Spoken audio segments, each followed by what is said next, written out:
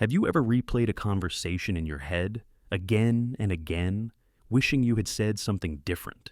Or maybe you've spent nights imagining the worst possible future. That's overthinking.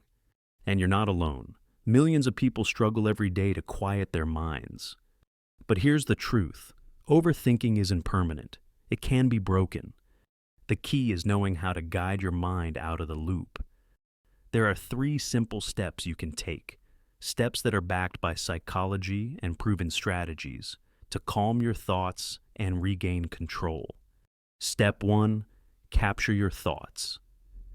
First, it's important to understand why overthinking happens. Your brain is trying to solve everything at once. Thoughts loop endlessly, like a computer running too many tabs. The solution? Write them down. Journaling works like a mental dump. It empties your mind so it can breathe again. Julia Cameron, in The Artist's Way, recommends a practice called morning pages. 3 pages, no filter, no judgment. Just write whatever comes. Suddenly, the noise in your head turns into words on paper.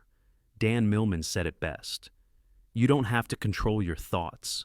You just have to stop letting them control you. Step 2, challenge the what-ifs. Now that your mind has some clarity, it's time to address the what-ifs. Most overthinking comes from these questions. What if I fail? What if I embarrass myself? What if everything goes wrong? Our brains are wired to scan for danger, even when it's not real. Here's a trick. The 5-5-5 rule. Ask yourself, will this matter in 5 days, 5 months, 5 years? Dale Carnegie, in How to Stop Worrying and Start Living, said, if you must worry, ask yourself, what's the worst that can happen? Accept it, and then calmly improve it. Think about it. If you stumble in a meeting, will anyone remember in 5 years? Probably not. Yet your mind treats it like the end of the world. Take a moment, breathe, and let that sink in. Step 3, replace thinking with action. Finally, once you've challenged the what-ifs, it's time to act. Overthinking feels busy, but nothing actually changes. It's mental paralysis. The cure? Action. Even one small step breaks the cycle. Psychologists call this behavioral activation. It's used in therapy to stop rumination. Mel Robbins explains it in the 5-second rule. If you feel the urge to act, count 5 to 1 and move. And as Martin Luther King Jr. said, you don't have to see the whole staircase.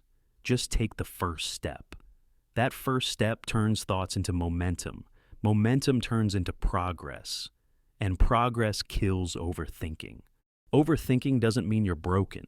It simply means your mind is stuck in a loop. But loops can be broken. Write it down.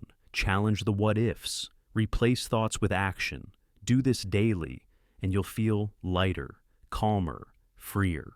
Mark Twain once said, I've had a lot of worries in my life, most of which never happened. Stop living in the future your fears invented. Start living in the present that's real. And if this video helped you, share it with someone who needs peace of mind. And if you haven't already, make sure to subscribe to Rise Quietly for more guidance on calming your mind, building self-worth, and growing quietly every day.